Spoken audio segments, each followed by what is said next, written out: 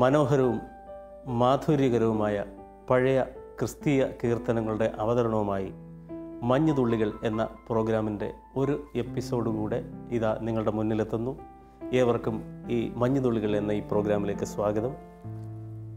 ഇന്ന് നമ്മോടൊപ്പം ബഹുമാനപ്പെട്ട മാത്യു ഡാനിയൽ അച്ഛനുണ്ട്. പഴയ ക്രിസ്തീയ കീർത്തനങ്ങളുടെ മനോഹാരിതയും മാധുര്യവും ആഴവും പരപ്പും നമുക്ക് വ്യക്തമാക്കി തരുവാൻ തക്കവണ്ണം അച്ഛൻ നമ്മോടൊപ്പം ആയിരിക്കുന്നു. അച്ഛാ, ഈ പ്രോഗ്രാമിലേക്ക് സ്വാഗതം.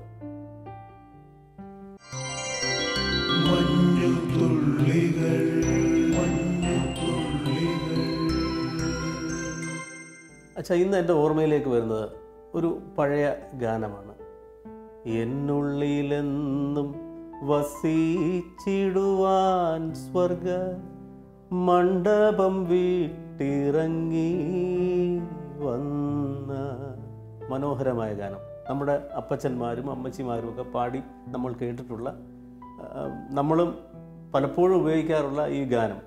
ഈ ഗാനത്തെക്കുറിച്ച് നമുക്കൊന്ന് പറയുകയാണെങ്കിൽ എന്തായിരിക്കും വെച്ചാൽ ഈ ഗാനത്തെക്കുറിച്ച് പറയാനുള്ളത്? സാറ് പറഞ്ഞതുപോലെ നമ്മുടെ പഴയ കീർത്തനങ്ങളിലെ ഒന്നാണ്.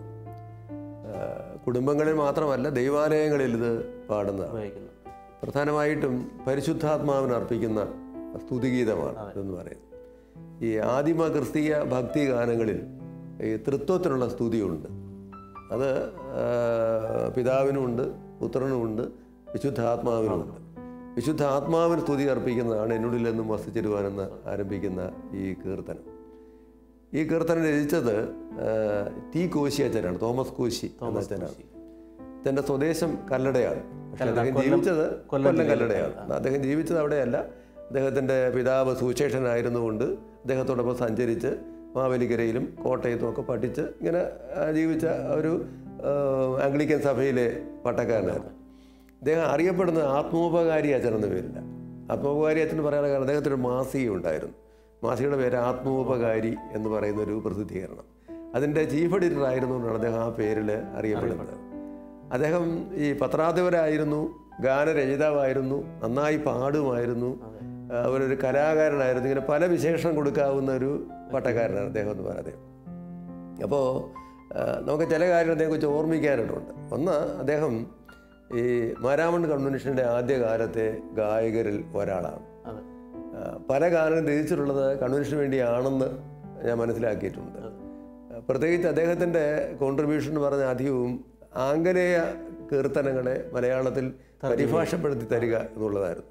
ഒരു പക്ഷേ CSI സഭയുടെ ജ്ഞാനകീർത്തനങ്ങൾ ചേർത്തിരിക്കുന്ന പല പാട്ടും അദ്ദേഹത്തിൻ്റെ പരിഭാഷയിലുള്ളതാണ്. ഇന്നും ഇംഗ്ലീഷ് കീർത്തനങ്ങൾ പാടുന്ന മലയാളത്തിൽ പാടുമ്പോൾ ഈ പരിഭാഷ ഉപയോഗിക്കുന്നത്. എന്നാൽ തെക്കൻ കേരളത്തിൽ അധികവും മോശവത്സന ശാസ്ത്രികളുടെയാണ് പറയുന്നത്.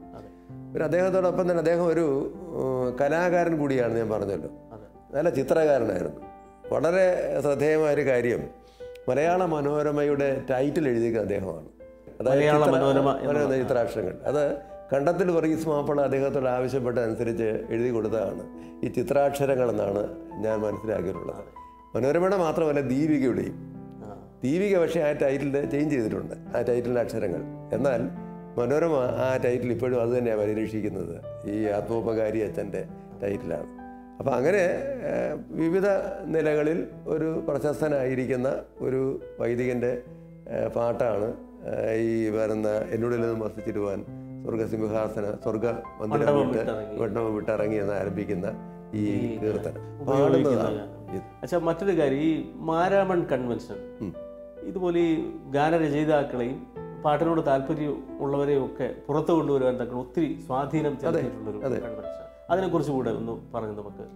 മാരാമൺ കൺവെൻഷൻ ഒരു 1.25 നൂറ്റാണ്ടായി ആരംഭം കുറിച്ചിട്ട്. അത് കേരളത്തിൻ്റെ മധ്യഭാഗത്ത് നടക്കുന്ന ഒരു മഹാസമ്മേളനം, കുടിവരവായ വലിയ കൺവെൻഷൻ. അതെ, പ്രത്യേകിച്ച് ഒരു സഭയുടെ ഒന്നും നേതൃത്വത്തിലാണ് നടക്കുന്നതെങ്കിൽ കൂടി അതിന് ഒരു എക്യുമെനിക്കൽ മാനം അതിനകത്ത് ഉണ്ടെന്ന് പറയുന്നത്. ഒരു പക്ഷേ അവിടെ പാടി പതിഞ്ഞ പാട്ടുകളാണ് പിൽക്കാലത്ത് മലയാളത്തിലെ മികച്ച പാട്ടുകളായി തീർന്നത് എല്ലാം. അത് വലിയ അത്ഭുതകരമായൊരു കാര്യമാണ്.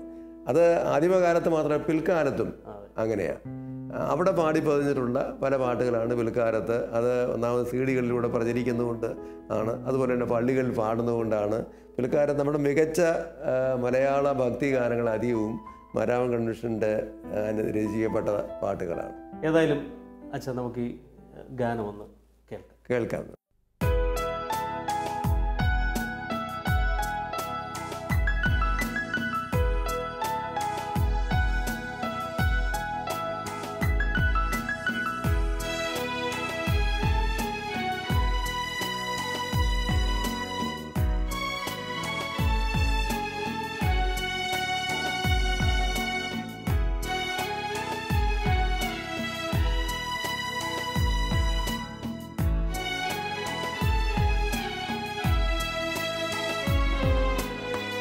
എന്നുള്ളിലെന്നും വസിച്ചിടുവാൻ സ്വർഗ മണ്ഡപം വീട്ടിറങ്ങി വന്ന ഉന്നതനാം തങ്ക പ്രാവേ നീ വന്നെന്നിൽ എന്നും അധിവസിക്ക.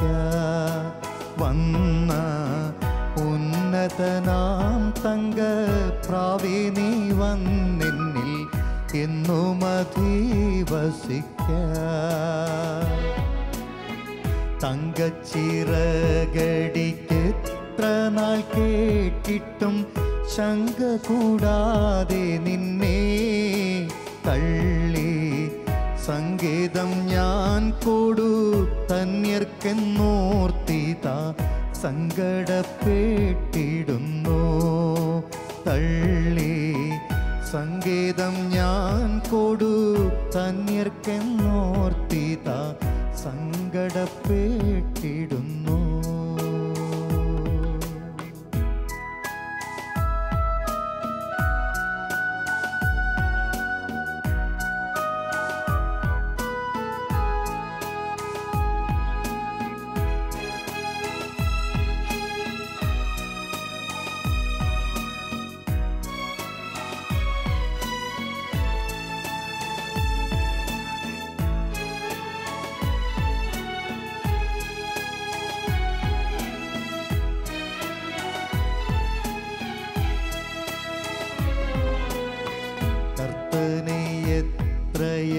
എത്രയനുഗ്രഹങ്ങൾ അയ്യോ നഷ്ടമാക്കി വിധം ഇന്നും കഷ്ടത തന്നിൽ വലയുന്നു ഞാനിതാ തട്ടിയുണർത്തണമേ.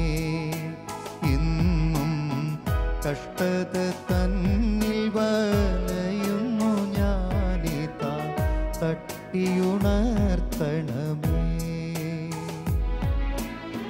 ശൂന്യവും പാഴുമായി തള്ളിയതാമേ നിൻ മന്ദിരം തന്നിലിന്ന് ദേവാ വന്നു പാർക്കൂ.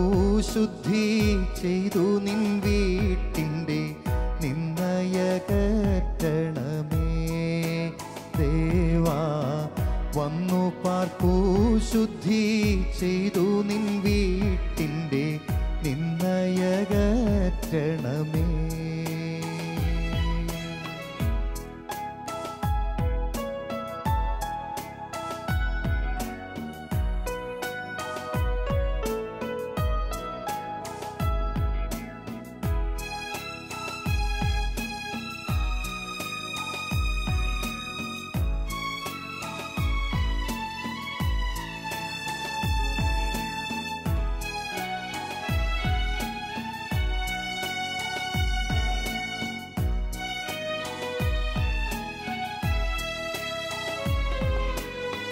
ജീവിതമിന്നും ശരിയായിട്ടില്ലയോ ജീവിപ്പിക്കൂ കർത്തനേ. വന്നു ജീവനും ശക്തിയും സ്നേഹവും തന്നെന്നെ ജീവിപ്പിച്ചിടണമേ. വന്നു ജീവനും ശക്തിയും സ്നേഹവും തന്നെന്നെ ജീവിപ്പിച്ചിടണമേ. ശക്തിയിൻ സിംഹാസനേ ജയവീരനായി വാഴുന്നോരേശുരാജൻ എന്നിൽ ശക്തിയോടെ വന്നു വാണിടും നേരത്തിൽ ശക്തനായി ജീവിക്കും ഞാൻ. എന്നിൽ ശക്തിയോടെ വന്നു വാണിടും നേരത്തിൽ ശക്തനായി ജീവിക്കും ഞാൻ.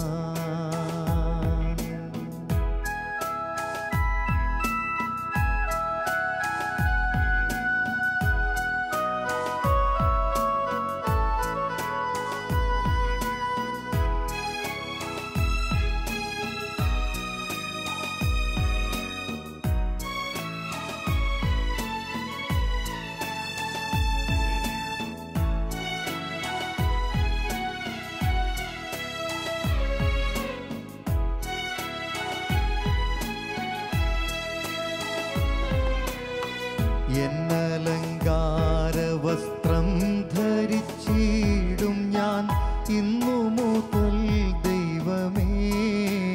മേലാൽ എന്നിൽ അശുദ്ധനും ചേലാവിഹീനനും ചേർന്നു വരികയില്ല. മേലാൽ എന്നിൽ അശുദ്ധനും ചേലാവിഹീനനും ചേർന്നു വരികയില്ല. ഈ വിധത്തിൽ പരിപാലിക്കപ്പെട്ടിടാൻ ദൈവാത്മാവേ വന്നെന്നിൽ എന്നും ആവസിച്ചു. തവ തേജസാലെന്നോടെ ജീവൻ പ്രശോഭിപ്പിക്ക. എന്നും ആവസിച്ചു തവ തേജസാലെന്നോടെ ജീവൻ പ്രശോഭിപ്പിക്ക. എന്നുള്ളിലെന്നും വസിച്ചിടുവാൻ സ്വർഗ മണ്ഡപം വീട്ടിറങ്ങി വന്ന ഉന്നതനാം തങ്ക പ്രാവേ നീ വന്നെന്നിൽ എന്നും അധിവസിക്ക. വന്ന ഉന്നതനാം തങ്ക പ്രാവേ നീ വന്നെന്നിൽ എന്നും അധിവസിക്ക.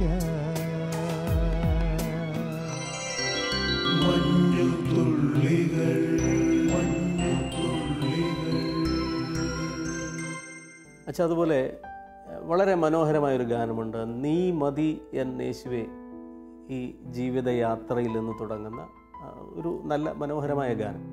ഈ ഗാനം പ്രശസ്തരായ ഗായകരൊക്കെ പാടി കേട്ടിട്ടുള്ള ഒരു ഗാനമാണ്. ഈ ഗാനത്തെക്കുറിച്ച് ഒന്ന് പറയാമോ അച്ഛാ? വളരെ ലളിതമായ ഒപ്പം തന്നെ മനോഹരമായ ഒരു ഗാനമാണ്. രചയിതാവിനെ സംബന്ധിച്ച് വ്യക്തമായി നമ്മുടെ മുൻപിൽ ഒന്നും ഇല്ല. എന്നാൽ ക്രിസ്തുവിൽ മാത്രം ആശ്രയം കണ്ടെത്തിയ ഒരു ഭക്തൻ്റെ എൻ്റെ ഭക്തയുടെ ഹൃദയത്തുടിപ്പുകളാണ് ഈ ഇതിൽ വരുന്നതെന്ന് പറയുന്നത്. അപ്പോൾ ജീവിതയാത്രയിൽ കണ്ണുനീരിൻ്റെ അനുഭവങ്ങളുണ്ട്. അപ്പോൾ ഒക്കെ കൂടെ നടക്കാനായ തമ്പുരാനെ നീ മാത്രമേ ഉള്ളുവല്ലോ എന്ന് പറയുന്ന ഒരാശയമാണ് ഈ കവിതയിലൂടെ അല്ലെങ്കിൽ ഈ ഗാനത്തിലൂടെ അവതരിപ്പിക്കാൻ ശ്രമിക്കുന്നത്.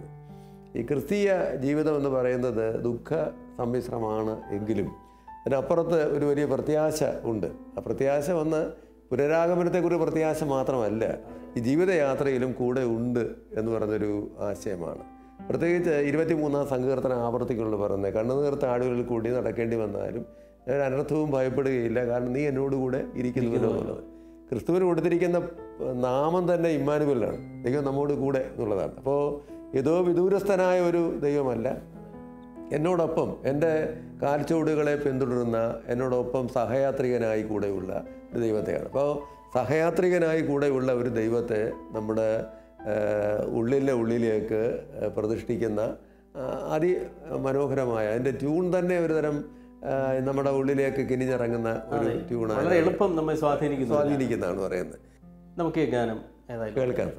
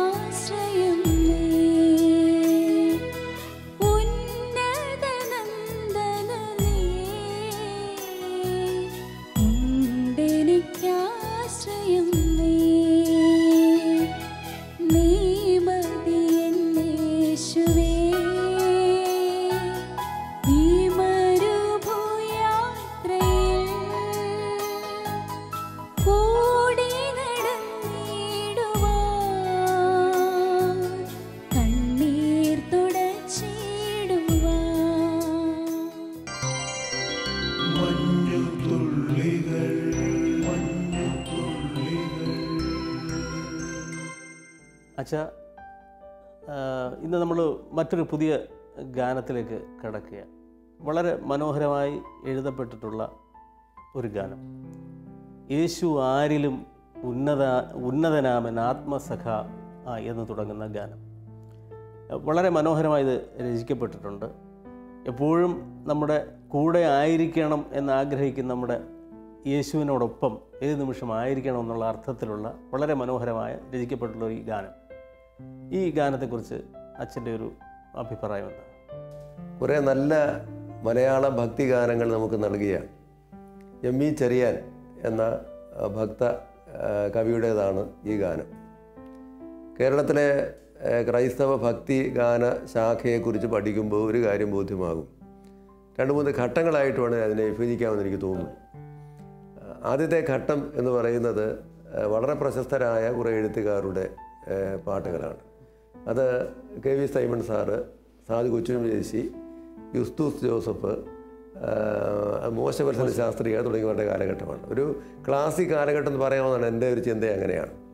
രണ്ടാമത്തെ ഘട്ടത്തിൽ വരുന്ന വളരെ പ്രശസ്തനായ ഒരു ഭക്തകവിയാണ് എം.ഇ. ചെറിയാൻ എന്ന് പറയുമ്പോൾ. 1950കളുടെ തുടക്കത്തിൽ അദ്ദേഹം ഒരു സുവിശേഷകനായി ഭക്തകവിയായി തീർന്നു പറഞ്ഞു. അദ്ദേഹത്തിൻ്റെ നാട് എന്ന് പറയുന്നത് മധുരാങ്കൂർ തന്നെയാണ്. കോഴഞ്ചേരിക്കടുത്ത് കുറിയന്നൂർ എന്ന സ്ഥലത്ത് അദ്ദേഹം ജനിച്ചു വളർന്നത്. അദ്ദേഹം പ്രാഥമിക വിദ്യാഭ്യാസം കഴിഞ്ഞിട്ട് ഒരു അധ്യാപകനായി കുമ്പനാട്ട് ജോലി നോക്കി. അപ്പോൾ അങ്ങനെ ഇരിക്കുമ്പോൾ അദ്ദേഹത്തിന് സുവിശേഷ വേലയ്ക്ക് വേണ്ടിയുള്ള നിയോഗം ലഭിക്കുകയും അധ്യാപകർക്ക് ഒരു വിട പറഞ്ഞിട്ട് സുവിശേഷനായി തീരുകയും ചെയ്തു. അത് കെ.വി. സൈമൺ സാറിനുള്ള അദ്ദേഹത്തിൻ്റെ അടുപ്പമാണ് അതിന് പ്രധാന കാരണം എന്ന് പറയുന്നുണ്ടെന്ന് പറഞ്ഞു. അപ്പോൾ അദ്ദേഹം അത് കുടുംബസ്ഥനായി കഴിഞ്ഞു. സുവിശേഷ വേലയ്ക്ക് അദ്ദേഹം സ്വീകരിച്ച ഇടം എന്ന് പറയുന്നത് തമിഴ്നാട്ടിലെ മധുരയാണെന്ന് പറഞ്ഞു. മധുര ഇന്ന് ഉള്ളത്രയും പുരോഗമിച്ച കാലത്തല്ല അദ്ദേഹത്തിൻ്റെ കാലഘട്ടം എന്ന് പറയുന്നത്. അപ്പോൾ പാരിടമാകുന്ന പാഴ്മണൽ എന്നൊരു പ്രയോഗം അദ്ദേഹത്തിൻ്റെ വൈദ്യ വരെ എനിക്ക് തോന്നുന്നത് ഈ മധുരയുടെ പശ്ചാത്തലത്തിൽ ജീവിച്ചതുകൊണ്ട് വരുന്നതാണ് പറയുന്നത്. അപ്പോൾ അദ്ദേഹം മലയാള ക്രൈസ്തവർക്ക് മറന്നാലും മറക്കാനാവാത്ത എന്ന് പറയുന്ന പോലെ ലളിതമായ ഒരുപാട് ഗാനങ്ങൾ നൽകിയിട്ടുണ്ട് എന്ന് പറയുന്നത്. തുണയെനിക്ക് യേശുവാം എന്ന് പറയുന്ന ഗാനം അദ്ദേഹത്തിൻ്റെയാണ്. തുതി ചെയ് മനമേ എന്ന് പറയുന്ന ഗാനം അദ്ദേഹത്തിന്, അനുഗ്രഹത്തിൻ്റെ അധിപതിയെ അദ്ദേഹത്തിൻ്റെയാണ്. അപ്പോൾ ഇങ്ങനെയുള്ള ഒരുപാട് ഗാനം നൽകിയിട്ടുണ്ട്.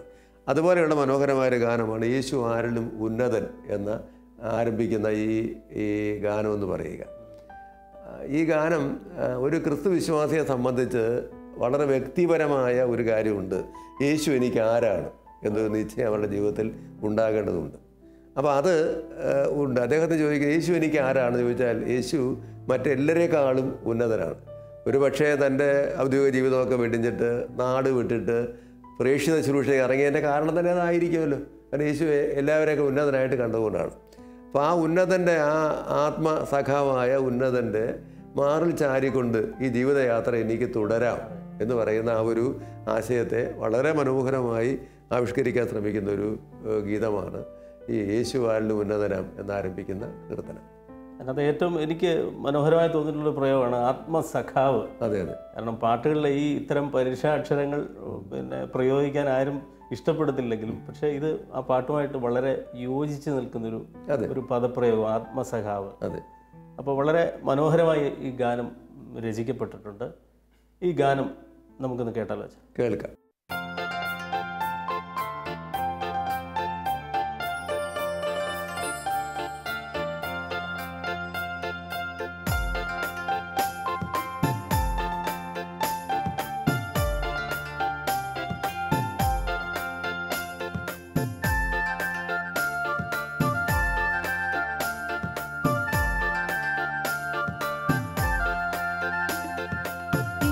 യേശു ആരിലും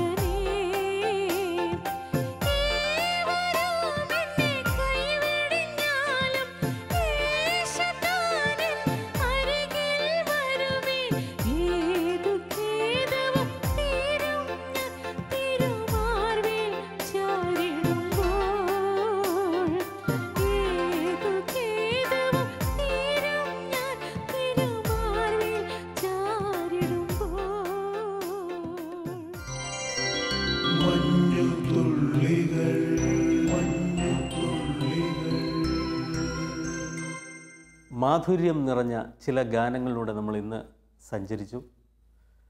മറ്റ് മനോഹരങ്ങളായ ചില ഗാനങ്ങളുമായി അടുത്ത ആഴ്ചയിൽ നമുക്ക് വീണ്ടും കാണാം. എല്ലാവർക്കും നന്ദി.